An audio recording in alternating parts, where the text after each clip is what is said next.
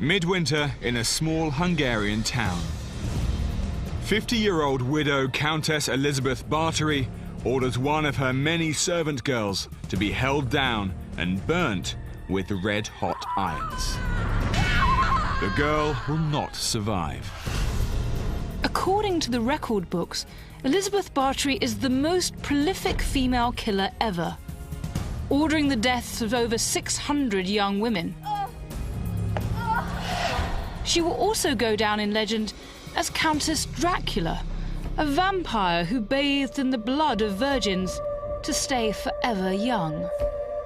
So where's the evidence for these incredible stories? Or is this just a bloody tale?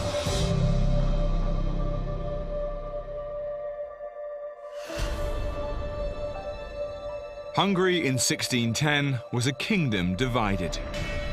The south occupied by the Turks, the north run by rich nobles. Here the poor lived as serfs, near slaves to their masters.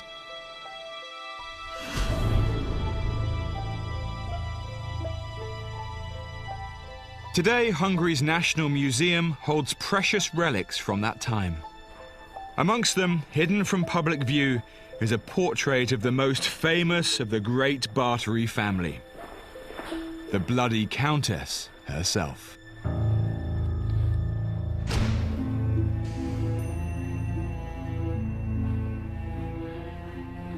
Now this is the storage room for paintings. There's centuries of oil and canvas here, and right at the back is the portrait of Elizabeth Báthory.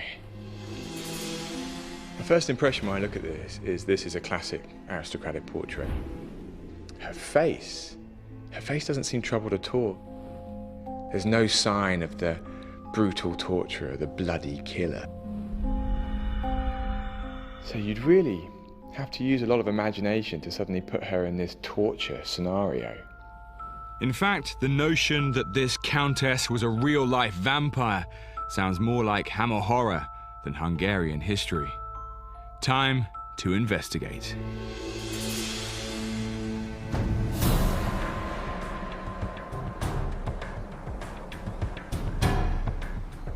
Elizabeth Báthory was born into immense wealth. She married a powerful count, and when he died in 1604, Báthory was left with estates dotted throughout Greater Hungary. She was now the richest and most powerful woman in the land. But today, Elizabeth Báthory's fame doesn't rest on her great wealth or nobility. It rests on her record-breaking serial killing and incredible stories of her bathing in the blood of virgins. But now, I want to see if the evidence for these stories really stacks up. I've heard the castle of Bicska holds some clues. It was once the home of Hungary's top politician, Count George Thurzo. In 1610, he heard rumours of strange goings-on at Elizabeth Báthory's house, so decided to pay her a surprise visit.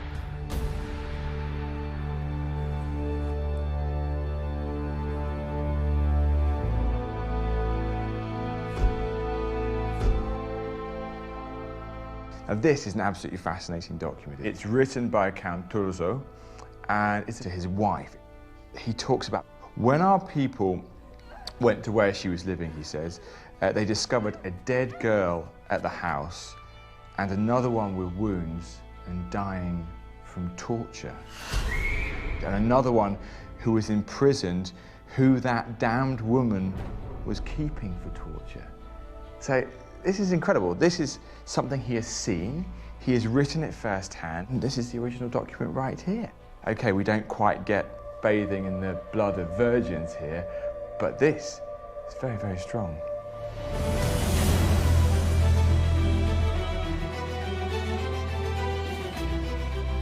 I arrived here suspicious, and I think you have to be with a story like this.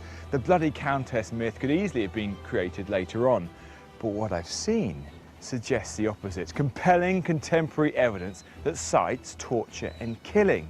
Clearly, there's a very strong case for Elizabeth Báthory to answer.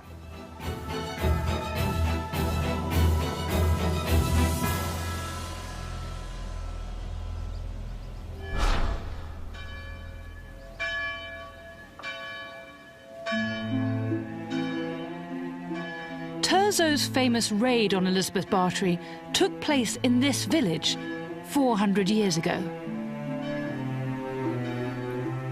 Today, most of Báthory's alleged House of Horrors has disappeared. But historian Dr. Graham Murdoch took me down to what remains, the cellar. Here at the crime scene, Báthory's servants were interrogated, and they told some incredible tales about their mistress. She's accused of ordering that some servants were left out in the snow, were covered with cold water and left to freeze. And there's a range of other things involving fire, involving hot metals that are pressed against young girls' flesh.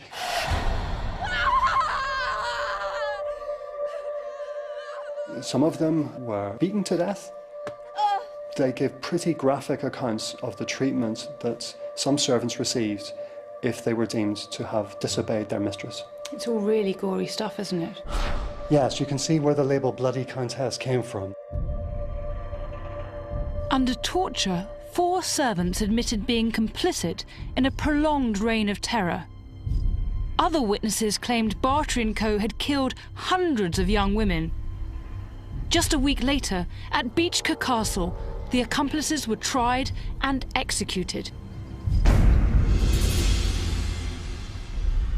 Yet Báthory, the boss, never faced trial. So why wasn't she tried? Well, they've had a particularly speedy, helpful conclusion from their point of view. They've got out the evidence, they've found the guilty, they've punished them, they've incarcerated Elizabeth. The show is over. Báthory was locked up for life in her own castle, her land passing to relatives. Coincidentally, many of these same relatives had very close ties to Count Ťurzo, as did the witnesses at a rigged trial.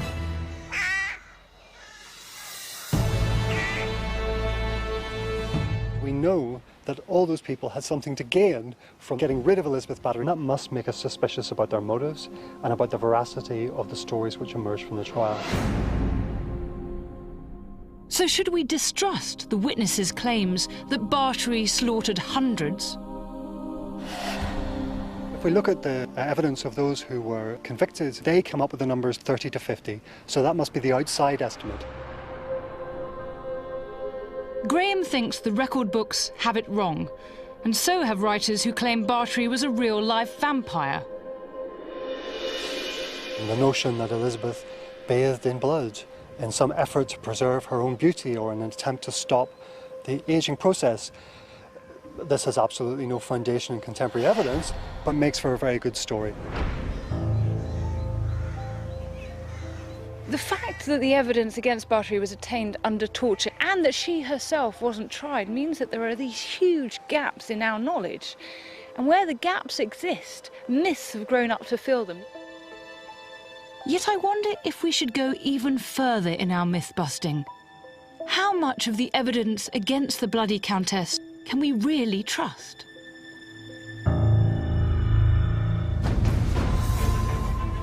Susannah has found some serious flaws in the case against Elizabeth Báthory. Yet I've seen an eyewitness account of torture in action.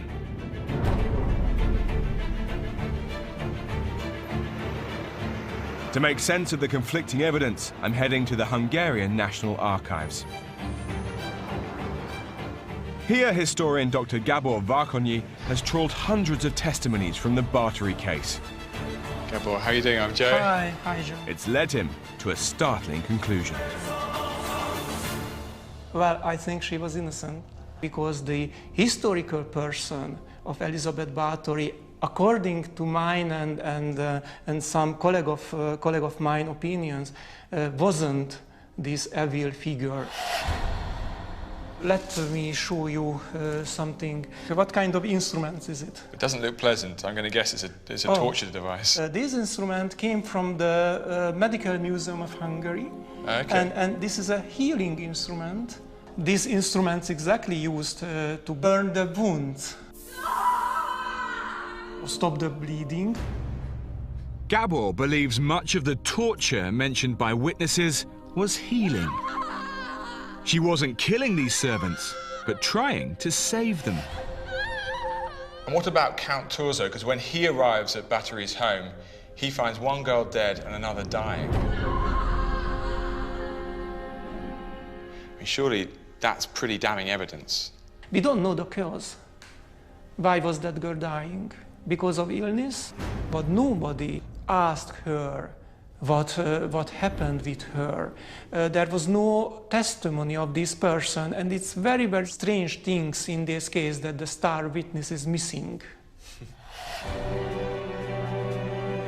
Instead, the evidence came from two key sources: Báthory's accomplices and independent witness testimonies. So here are the famous testimonies. Gábor discovered the most damning testimony came from 7 of Báthory's oldest servants. He thinks the bloody countess rumours started with them. I think if someone tried to create a conspiracy around Erzsébet Báthory, probably these 7 people tried something. Once the gossip was out, everyone wanted to believe it. Thurzo could now remove a powerful local rival, whilst Báthory's relatives could seize her old land. But this still leaves the question of the accomplices and their confessions. The confessions of them were taken by torturing. They were pulled and spinned and burned, and in a very, very strong pain, just confessed what the investigators wanted to hear. You don't think because of the torture, you just don't think it can be reliable? Yes, I think so. But do you really think she was completely innocent? Do you not think there was some torture, some killing, some brutality? Maybe not 650, but do you really believe it? I believe in it. According to Gábor and others, this was a monumental stitch-up. Illness, early deaths, and cruel beatings, all common amongst servants, were used to paint a picture of a monster. And Báthory was never given a chance to defend herself. Clearly these were brutal times. However, if Gábor is right, and this whole story, this incredible case of Erzsébet Báthory, is one bloody tale that's been misleading and fooling historians for centuries.